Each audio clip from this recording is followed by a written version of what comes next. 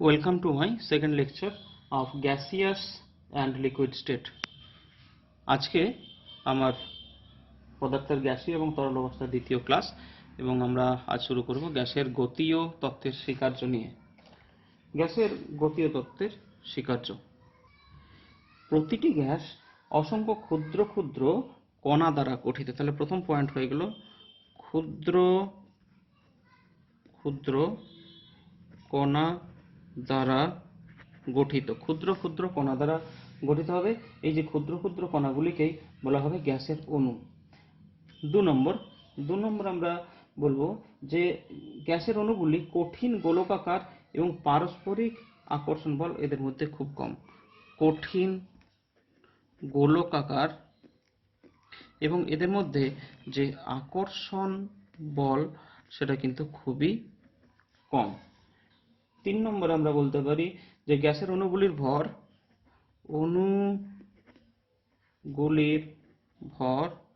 ও আকার কিন্তু খুবই কম, ঠিক আছে, এবং এগুলি হয় একই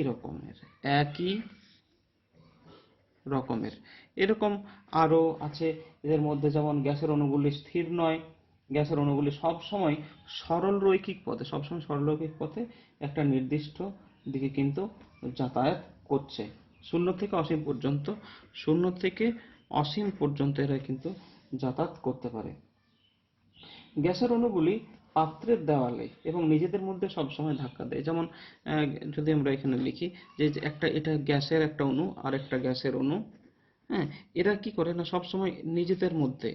আবার এখানে যদি একটা গ্যাসের অণু রাখি তাহলে এরা সব সময় নিজেদের মধ্যে। এইখানে একটা গ্যাসের অণু থাকলে এ আবার একে ধাক্কা দেবে, এ আর আবার একে ধাক্কা দেবে। গ্যাসের অণুগুলি সব সময় একে অপরকে ধাক্কা দিচ্ছে এবং এই যে ধাক্কা দিচ্ছে এবং এগুলো যখন দেওয়ালে ধাক্কা দিচ্ছে সেটাকেই কিন্তু বলা হবে চাপ। তার মানে গ্যাসের অণুগুলো দেওয়ালে যে ধাক্কা দিচ্ছে তার ফলে কিন্তু গ্যাসের চাপের সৃষ্টি হয়। যদি জোরে ধাক্কা হয়, এই যে অণুগুলো জোরে পাত্রের দেওয়াল, এটা হচ্ছে যদি গ্যাস জারটাকে আমরা এখানে আঁকি তাহলে এটা দেওয়াল, তাহলে এই যে গ্যাস জারের যে ধাক্কা দিচ্ছে যদি বেশি জোরে দেয় তাহলে হবে চাপের পরিমাণ বেশি, আর যদি কম হয় তাহলে চাপের পরিমাণ কম। তাহলে ধাক্কা বেশি হলে চাপ হবে বেশি, মনে রাখতে হবে। আচ্ছা, গ্যাসের অণুগুলির মধ্যে বা নিজেদের মধ্যে বা পাত্রের দেওয়ালে যে ধাক্কা দেবে সেগুলো হবে পূর্ণ স্থিতিস্থাপক। তাহলে ধাক্কাগুলো স্থিতিস্থাপক, ধাক্কাগুলো সম্পূর্ণভাবে স্থিতিস্থাপক। এবং এই যে গ্যাসের অণুর গতি হচ্ছে পরম উষ্ণতার সমানুপাতিক। তার মানে কি, যদি উষ্ণতা যদি বাড়ে তাহলে গতিবেগ কিন্তু গ্যাসের অণুর গতিবেগ কিন্তু বাড়তে থাকবে। আরেকখানা পয়েন্ট আমরা এখানে বলতে পারি যে গ্যাসের গতিতত্ত্বের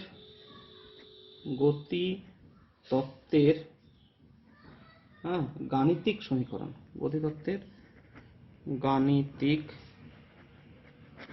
সমীকরণ, সমীকরণ আমরা লিখতে পারি পিভি সমান 1/3 mNc², যেখানে পি হচ্ছে গ্যাসের চাপ, ভি হলো গ্যাসের আয়তন, এম হলো একটি অণুর ভর, এম হয়ে গেল একটি অণুর ভর, সি হলো গ্যাস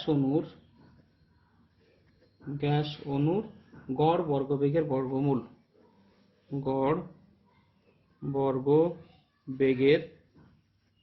বর্গমূল, ঠিক আছে। আর আরেকটা বাকি রইল যেটা হলো এন, সেটা হলো গ্যাসে উপস্থিত অণুর সংখ্যা। তাহলে গ্যাসের যে গতিতত্ত্বের গাণিতিক সমীকরণ আমরা এখানে একটা শিখলাম, সেটা হয়ে গেল পিভি সমান 1/3 mNc²। আমাদের পরের টপিক হচ্ছে গ্যাসের বিভিন্ন প্রকার বেগ। যেমন বিভিন্ন প্রকার বেগ হতে পারে, যেমন গড় বেগ, গড় বর্গবেগের বর্গমূল এবং সম্ভাব্যতম বেগ। আমাদের প্রথম আলোচনার বিষয় হচ্ছে গড় বেগ, একে আমরা CA দ্বারা, A ফর অ্যাভারেজ, গড় বেগ, একে আমরা একটু আলোচনা করব। আমরা ধরে যাক একটা নির্দিষ্ট আয়তনের একটা পাত্র আছে, সেখানে একটি নির্দিষ্ট চাপ ও উষ্ণতায় ধরা যাক n সংখ্যক অণু আছে, n সংখ্যক অণু আছে। এদের মধ্যে n1 সংখ্যক অণুর বেগ যদি আমরা ধরি c1, n2 সংখ্যক অণুর বেগ যদি c2 ধরি, n3 সংখ্যক অণুর বেগ যদি আমরা c3 ধরি, তাহলে গড় বেগ কি হবে? গড় বেগ will be c average equals to কি হবে? n1 c1 যুক্ত n2 c2 যুক্ত n3 c3 যুক্ত যতগুলো আছে ততগুলো dot dot dot divided by, আমরা লিখতে পারি n1 plus n2 plus n3 plus dot dot dot. তাহলে এখানে আমরা কেমন করে লিখতে পারবো? সমান n1 c1 যুক্ত n2 c2 যুক্ত n3 c3 যুক্ত dot dot dot dot whole divided by, আমরা লিখতে পারি n। এটি যেটা আমরা পেয়ে গেলাম, তাহলে সি এভারেজের আমরা একটা পেয়ে গেলাম, সেটা হয়ে গেল C average equals two n1 c1 যুক্ত n2 c2 যুক্ত n3 c3 plus dot dot dot divided by n। পরের আলোচনার বিষয় গ্যাসের গড় বেগ এবং পরম উষ্ণতা ও আণবিক ভরের মধ্যে সম্পর্ক। এখন গড় বেগ যদি আমরা CA ধরি, পরম উষ্ণতা যদি বড় টি, আণবিক ভর যদি আমরা m ধরি, তাহলে C এভারেজ বা গড় বেগ ইকুয়ালস টু হবে root over of 8RT by pi into m। এই সমীকরণ তোমাদেরকে তৈরি রাখতে হবে। তাহলে C এভারেজ ইকুয়ালস টু একটা সমীকরণ পেলাম, যেটা আমরা একটু পরে দেখবো আমাদের কাজে লাগবে। C average equals to root over of 8RT by pi m। আমাদের পরের আলোচনার বিষয় গড় বর্গবেগের বর্গমূল। আচ্ছা, এটা আমরা করব মনে করি একই রকম ভাবে, যে ধরি নির্দিষ্ট চাপ ও উষ্ণতায় যদি n সংখ্যক অণু থাকে, এখানে মনে রাখবে ভরটা নির্দিষ্ট, ঠিক আছে, ভর নির্দিষ্ট এবং সেখানে নির্দিষ্ট চাপ ও উষ্ণতায় n সংখ্যক যদি অণু থাকে, এদের মধ্যে n1 সংখ্যক অণুর বেগ যদি হয় c1, n2 সংখ্যক অণুর বেগ যদি c2 হয়, n3 সংখ্যক অণুর বেগ যদি c3 হয়, ঠিক আছে, তাহলে আমরা লিখব অতএব, এটা লিখলাম, এরপর আমরা লিখব যে অতএব c1 বেগ সম্পন্ন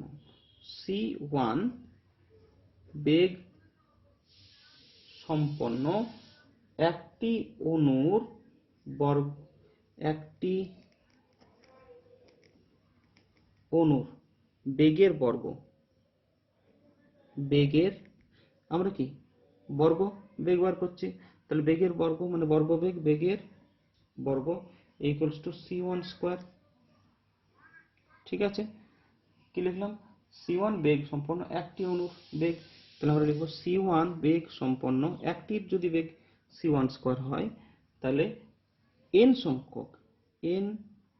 সংখ্যক অণুর বেগ হবে n1 c1 এর স্কয়ার। একই রকম ভাবে c2 বেগ সম্পন্ন n সংখ্যক অণুর বেগ কি হয়ে যাবে? n সংখ্যক অণুর বেগ হয়ে যাবে n2 c2 স্কয়ার, এবং c3 বেগ সম্পন্ন n3 সংখ্যক অণুর বেগ হয়ে যাবে n3 c3 স্কয়ার, ইত্যাদি ইত্যাদি। অতএব n সংখ্যক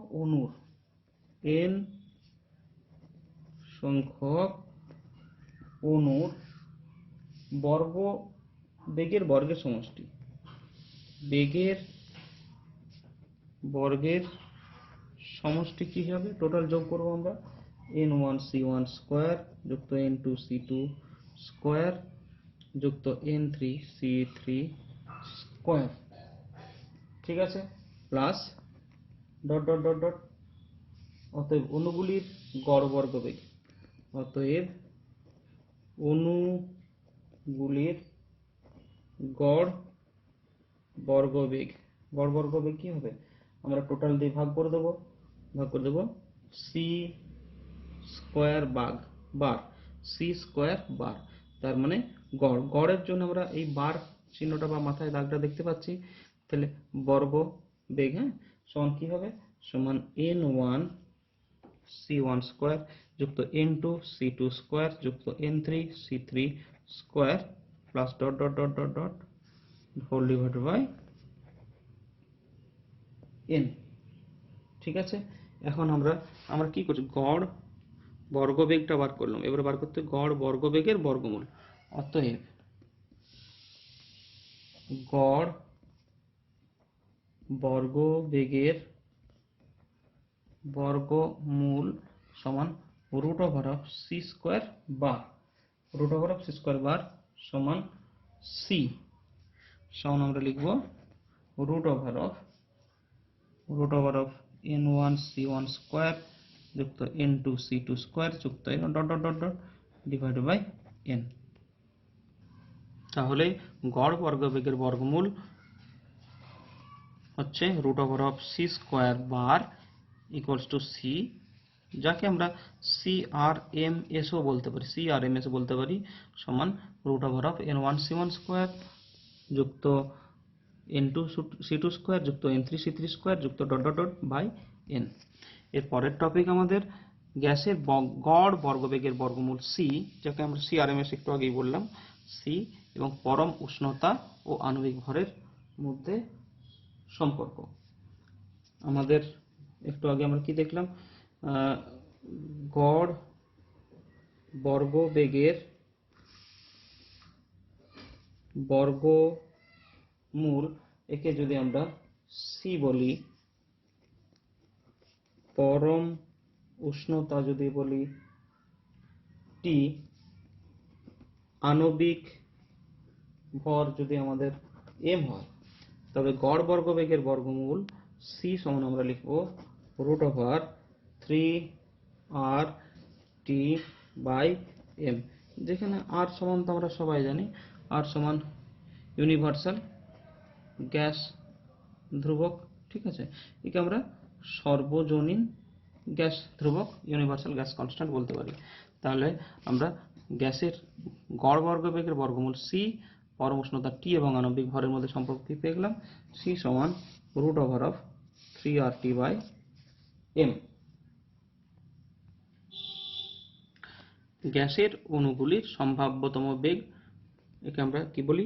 CM, most probable velocity of a gas molecule. এটা কিরকম?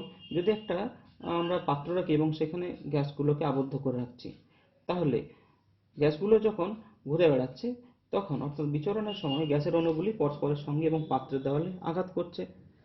একটা জায়গার মধ্যে যদি আমরা এখানে গ্যাসের, এটা ধরা যায় এটা গ্যাস জার, তাহলে এখানে গ্যাসের অণুগুলি কি করবে? অনেক গ্যাসের অণু আছে, এই গ্যাসের অণুগুলো এর সাথে যেমন ধাক্কা মারছে, এ কিন্তু দেওয়ালেও ধাক্কা মারবে, আবার একেও ধাক্কা মারবে, আবার দেওয়ালেও ধাক্কা মারবে, ঠিক আছে।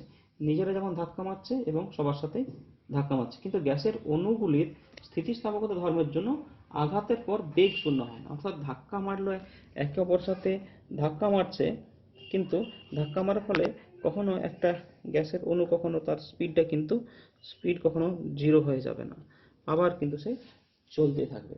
এরূপ ক্ষেত্রে গ্যাসের অণুগুলির প্রতিটি এর বেগ 0 থেকে অসীম পর্যন্ত ধরা হয়। এখন 0 থেকে অসীমের মধ্যে যে বেগে সর্বাধিক অণু বিচরণ করবে সেই বেগকে সম্ভাব্যতম বেগ বলা হয়। যেমন ধরা যাক একটা দৌড় প্রতিযোগিতা হচ্ছে, ধরো 10 জন যদি আমরা ছাত্র নিচ্ছি, কিংবা ছাত্রী, সেখানে যে ফার্স্ট হবে সে প্রথমে পৌঁছাবে, সে প্রথমে পৌঁছে গেল।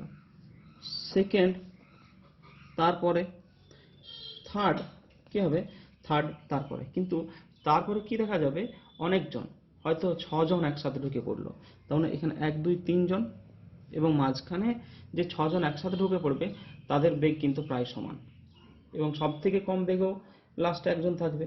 ঠিক আছে, এরকম হতে পারে। তার মানে আমরা কি দেখি যে দৌড় প্রতিযোগিতাতে ম্যাক্সিমাম জনেরই একই রকম স্পিড থাকে। আমাদের এখানে একটা গ্যাসের মধ্যে কারো বেগ 10 কিলোমিটার পার ঘন্টা, কারো 20, কারো 100। তো 100 জনের মধ্যে বা 100টা গ্যাস মলিকুলের মধ্যে ম্যাক্সিমাম স্পিড যতটা থাকবে সেই স্পিডটি হয়ে যাবে গ্যাস অণুগুলির সম্ভাব্যতম বেগ। তো সম্ভাব্যতম বেগ এখন আমরা C M, most probable validity equals to root over of 2RT by M. ঠিক আছে, এর হয়ে গেল 2RT বাই এম। এটা মনে রাখবে যে গ্যাসের অণুগুলির সম্ভাব্যতম বেগ হয়ে গেল root over of 2RT by M. এবার আমরা যে টপিক পড়বো সেটা হলো গ্যাসের অণুর গড় গতিশক্তির সঙ্গে তাপমাত্রা সম্পর্ক। তাহলে ধরি একটি আবদ্ধ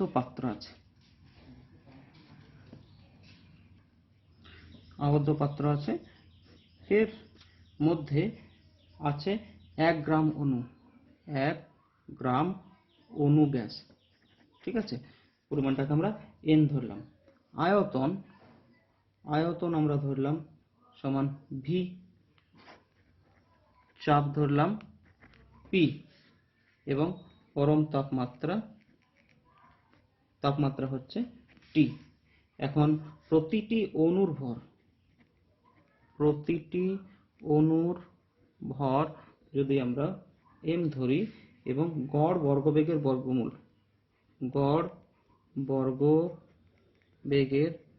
বর্গমূল যদি আমরা c ধরি, তাহলে গ্যাসের গতির তত্ত্ব অনুসারে আমরা একটা সমীকরণ আজকে দেখলাম, সেটা হচ্ছে PV সমান 1/3 mNc²। ঠিক আছে, এখন মনে রাখবে যে m ইন্টু n সমান m সমান হচ্ছে আণবিক ভর। তাহলে এখানে যে mn আছে না, তার বদলে আমরা m বসাতে পারি। তাহলে কি লিখতে পারবো, PV সমান 1/3 mc²। ঠিক আছে, আবার আমরা কি জানি, PV সমান RT। তাহলে এখানে PV এর বদলে আমরা RT লিখবো। তাহলে কি লিখছি, RT সমান 1/3 mc²। ঠিক আছে, তাহলে কি হলো, আর আমরা ঘুরিয়ে লিখতে পারি 1/3 mc² সমান 1/3 mc² সমান RT। এখন আমরা যে 3টাকে এদিক গুণ করি, তাহলে কি হবে, mc² সমান 3RT। এবারে আমরা এখানে যদি হাফ দিয়ে বোথ সাইড গুণ করি, তাহলে কি হবে, হাফ mc² সমান হয়ে যাবে 3/2 RT। ঠিক আছে, 3/2 RT। এবারে আমরা জানি যে হাফ mc² হলো 1 গ্রাম অণু গ্যাসের গড় গতিশক্তি। এখন তাহলে আমরা কি পেলাম, হাফ mc² সমান 3/2 RT। ঠিক আছে, আচ্ছা, অতএব আমরা লিখতে পারি, অতএব 1 গ্রাম অণু গ্যাসের গড় গতিশক্তি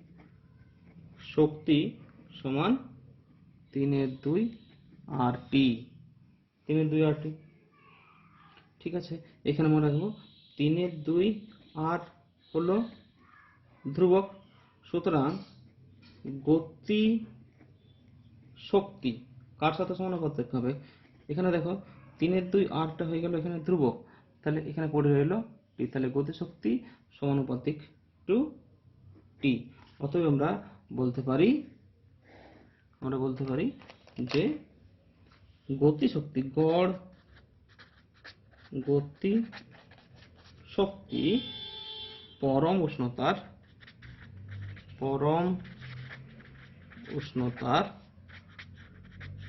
সমানুপাতিক। ঠিক আছে, তাহলে এখান থেকে আমাদের এটি প্রমাণিত। কি প্রমাণ আমরা পেলাম? তাহলে কি সম্পর্ক পেলাম না গ্যাসের অণুর গড় গতিশক্তির সঙ্গে তাপমাত্রা কি সম্পর্ক না সমানুপাতিক সম্পর্ক, সরল সম্পর্ক। অর্থাৎ যদি উষ্ণতা বাড়ে তাহলে গতি শক্তিও কিন্তু বাড়বে। গ্যাসের প্রতি অণুর গড় গতিশক্তি, তাহলে আমরা একটু আগে কি শিখলাম? হাফ এম সি স্কোয়ার, যেটা এখানে বার করলাম আমরা, যে হাফ এম সি স্কোয়ার সমান 3/2 RT, সেটা আমরা এখানে লিখেছি। একই জিনিস দেখো, হাফ এম সি স্কোয়ার সমান 3/2 RT। এবারে এখানটাতে আমরা বড় এম সমান আমাদের জানতে হবে ছোট এম ইন্টু বড় এম। ঠিক আছে, তাহলে আমরা ওটাকে লিখেছি যে এম এর বদলে আমরা কি লিখলাম? ছোট এম ইন্টু বড় N. Avogadro number C square সমান 3/2 RT একই আছে। এখন এই যে এনটাকে ওই প্রান্তে নিয়ে গেলাম, তাহলে কি হলো? 3/2 আর বাই এন ইন্টু টি। ঠিক আছে, আবার আমরা জানি আর বাই এন এর ভ্যালুটা হচ্ছে কে, এটাকে বোলজম্যান ধ্রুবক। তাহলে হাফ এম সি স্কোয়ার হয়ে গেল 3/2 KT। ঠিক আছে, এটা কি? তাহলে হাফ এম সি স্কোয়ার সমান হয়ে গেল 3/2 KT। অর্থাৎ গ্যাসের প্রতিটি অণুর গড় গতিশক্তি সমান 3/2 KT। গ্যাসের প্রতিটি অণুর গড় গতিশক্তি হয়ে গেল 3/2 KT। গ্যাসের অণুগুলির গড় বর্গবেগের বর্গমূল সি, গড় বেগ সি অ্যাভারেজ এবং সম্ভাব্যতম বেগ এর মধ্যে সম্পর্ক। তাহলে একটু আগে দেখলাম যে গড় বর্গবেগের বর্গমূল সি সমান √3RT/m, গড় বেগ সমান সি এ সমান 8RT/m, সম্ভাব্যতম বেগ হলো cm সমান 2RT/m। এখন আমাদেরকে এই তিনটির মধ্যে অনুপাত করতে হবে। তাহলে অনুপাত যদি আমরা করি, ca is to cm, তাহলে এগুলোকে আমরা সবগুলোকে পরপর লিখবো। তাহলে পরপর লিখলে হচ্ছে √3RT/m is to √8RT/m is to √2RT/m। এখানে এগুলো যদি আমরা তুলনা করি তাহলে কাটাকুটি কিছুগুলো যাবে, পড়ে রইবে √3 is to √8/pi is to √2 সমান হবে 1.732 is to 1.596 is to 1.414। তাহলে একে যদি আমরা রাউন্ড অফের মতন করে দিই, তাহলে হয়ে যাবে 1.00 is to 0.9214 is to 0.8163। সুতরাং গ্যাসের অণুগুলির গড় বর্গবেগের বর্গমূল, গড় বেগ এবং সম্ভাব্যতম বেগ এর মধ্যে সম্পর্ক হয়ে গেল এটি। এটা মনে রাখবে। এখানে মনে রাখবে, যদি তোমরা এই তিনটা ভ্যালু গুলো মনে রাখো, যে গড় বর্গবেগ, এই রাশিমালাগুলো তোমাদের সব সময় রাখতে হবে। যে গড় বর্গবেগের বর্গমূলের রাশিমালা কি আছে? c equals to √3RT/m, গড় বেগ কি না c average equals to 8RT/m, এবং most probable velocity cm equals to √2RT/m।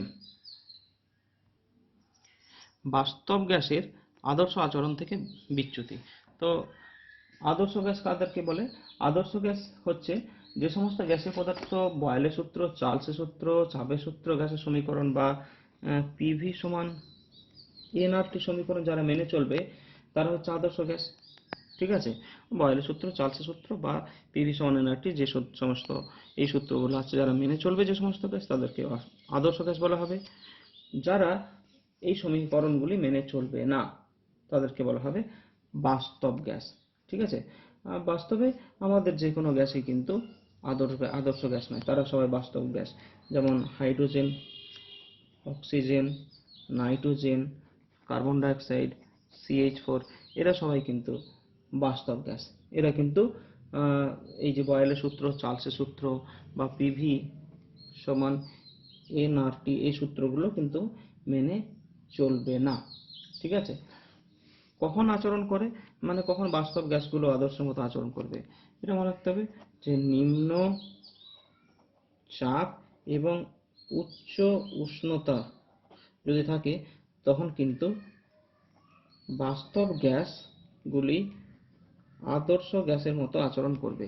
বাস্তব গ্যাসগুলি আদর্শ গ্যাসের মতো আচরণ করবে কখন? না, অতি নিম্ন চাপ এবং উচ্চ উষ্ণতাতে। দেখা যাচ্ছে আমাদের পরিচিত বাস্তব গ্যাসগুলি খুব নিম্ন চাপ এবং উচ্চ উষ্ণতায়, অর্থাৎ গ্যাসগুলির আয়তন ও তাপমাত্রা উচ্চ হলে তারা আদর্শ গ্যাসের মতো আচরণ করে। কিন্তু গ্যাসগুলির চাপ বেশি অর্থাৎ আয়তন কম এবং উষ্ণতা কম হলে তারা বাস্তব গ্যাসের মতোই আচরণ করবে। ঠিক আছে, এটা মনে রাখলে হবে যে নিম্ন চাপ এবং উচ্চ উষ্ণতাতে বাস্তব গ্যাস আদর্শ গ্যাসের মতো আচরণ করে। বাস্তব গ্যাসের আদর্শ গ্যাসের মতো আচরণ এবং বয়েল উষ্ণতা। আমরা কার্বন ডাইঅক্সাইড গ্যাসের ক্ষেত্রে বিভিন্ন উষ্ণতায় পিভি বনাম পি এর লেখচিত্র অঙ্কন করব।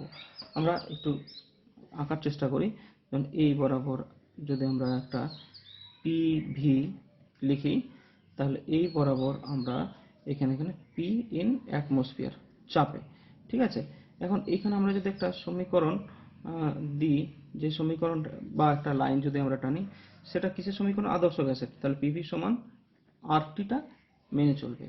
এখন যদি আমরা ডিফারেন্ট টেম্পারেচারে, হ্যাঁ, যেমন এখানে আমরা আঁকবো ফর কার্বন ডাইঅক্সাইড গ্যাসের জন্য, যেমন T1 টেম্পারেচার, আমরা কিছু টেম্পারেচার নেব, সেখানে 5টা টেম্পারেচার নেব, T1, T2, T3, T4 এবং T5 টেম্পারেচার নেব। মনে রাখবো T5টা সব থেকে বেশি টেম্পারেচার হবে এবং T1 টেম্পারেচার হবে সব থেকে কম। তাহলে আমরা যদি সব থেকে কম টেম্পারেচারে আমরা কার্বন ডাইঅক্সাইডের গ্রাফ আমরা কিন্তু আঁকবো সব থেকে কম টেম্পারেচারে। এটা আমরা আঁকলাম T1 টেম্পারেচারে। এখন তার থেকে যদি আমরা একটু বেশি টেম্পারেচার যদি আমরা আঁকি, আমরা যদি T2 টেম্পারেচারের জন্য আঁকি, এবারে T2-র জন্য আমরা আঁকি, T2-র জন্য আমরা T2-র জন্য এটাকে আমরা আঁকলাম T2-র জন্য। এবারে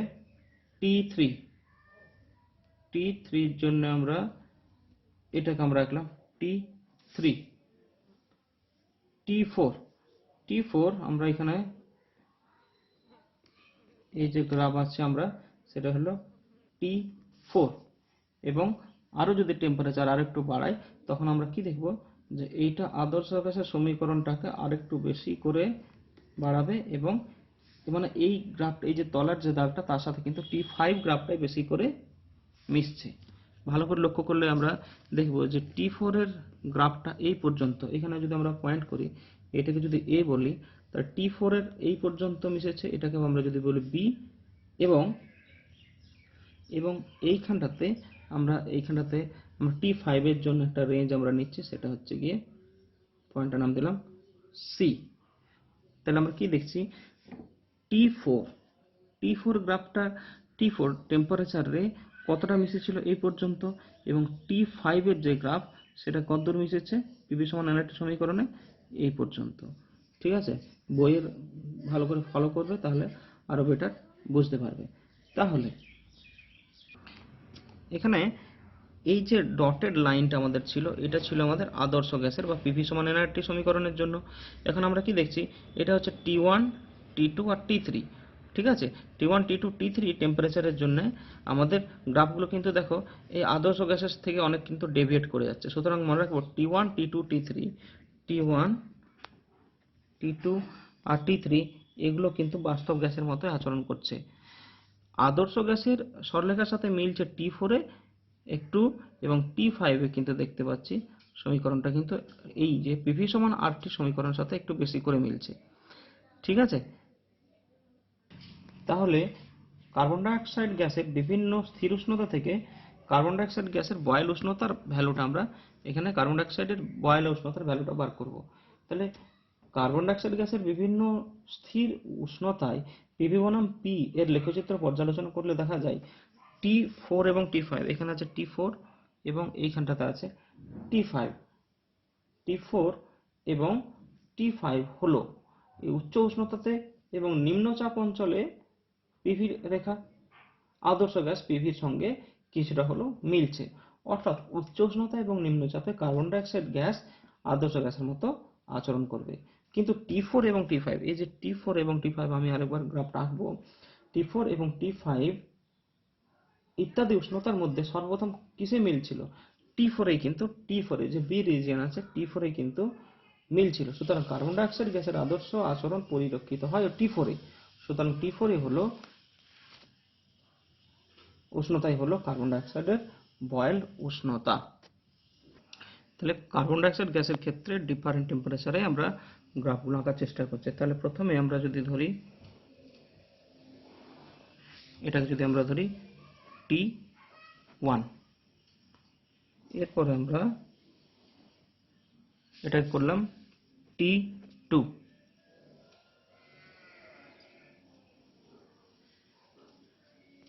T3, এবারে T4টা খুব ভালো করে লক্ষ্য করো, আমি একটা কালার চেঞ্জ করছি। T4 এ কেমন হচ্ছে, এইখান থেকে একটু দেখো মিলছে, মিলে পরে আবার উঠে গেল এইখানে। তাহলে এটা হয়ে গেল T4 টেম্পারেচার। আর তার মানে T4 এ আমরা কি দেখছি, কিছুটা অংশ কিন্তু পিভি সমান এনআরটির কাছে মিলল। এই অংশটাকে বলা হচ্ছে এ, আচ্ছা এই অংশটাকে বলা হচ্ছে বি, এই পয়েন্টটাকে বলা হলো এ। আর T5 যখন আমরা আরো বেশি টেম্পারেচারে গ্রাফটা আঁকবো তখন কি হবে, তখন দেখো এইখান থেকে শুরু হলো, এইখান থেকে এর থেকে আরেকটু বেশি গিয়ে গ্রাফটা উঠলো, এটা হয়ে গেল T5। তাহলে প্রথমে এইখানটাতে T4 কিন্তু আদর্শ গ্যাসের সাথে এই যে কার্বন ডাইঅক্সাইড গ্যাসের যে লেখচিত্রগুলো কোন টেম্পারেচারে আগে আদর্শ গ্যাসের মতো আচরণ করছে, T4 নাকি T5? এখানে প্রথমে শুরু হলো কিন্তু T4 টেম্পারেচারে, তারপর T5 কিন্তু এই পর্যন্ত চলে গেল, এই পর্যন্ত। এটাকে, এই রিজিয়নটাকে আমরা বলবো সি রিজন, এই রিজনটাকে আমরা বলবো সি। তাহলে প্রথম কোন টেম্পারেচারে এই যে আমাদের কার্বন ডাইঅক্সাইডের গ্রাফটা আদর্শ গ্যাসের সমীকরণটাকে ছুঁল, প্রথম বিটাতে, অর্থাৎ T4 এ। সুতরাং T4 হয়ে গেল Boyle temperature for carbon dioxide gas. Boyle উষ্ণতার সংজ্ঞা, যে বিশেষ উষ্ণতায় কোনো বাস্তব গ্যাসের পিভি বনাম পি লেখচিত্রটি নিম্নচাপ বিশিষ্ট অঞ্চলে পি অক্ষের সমান্তরাল হয়, সেই উষ্ণতাকেই ওই গ্যাসের বয়েল টেম্পারেচার বলে। যেমন আমরা এই কার্বন ডাইঅক্সাইড গ্যাসের ক্ষেত্রে কি দেখলাম, T4 টেম্পারেচারেই কিন্তু প্রথমে পিভি বনাম পি এর সাথে কিন্তু মিশেছিল, সেজন্য T4 টেম্পারেচারটা কিন্তু Boyle temperature for carbon dioxide gas. সেখানে এখানে বলেছে একই রকম ভাবে, যে বিশেষ উষ্ণতায় কোনো বাস্তব গ্যাসের পিভি বনাম পি লেখচিত্র, এটাও কিন্তু দেখো পিভি বনাম পি লেখচিত্রই আমাদের এখানে ছিল। তাহলে পিভি বনাম পি লেখচিত্রটি নিম্নচাপ বিশিষ্ট অঞ্চলে পি অক্ষের সমান্তরাল। তাহলে এটা পি অক্ষের সমান্তরাল কোনটাতে গিয়েছিল আগে T4 টেম্পারেচারে। তাহলে সমান্তরাল হয়, সেই বিশেষ উষ্ণতাকে ওই গ্যাসের বয়েল টেম্পারেচার বলে।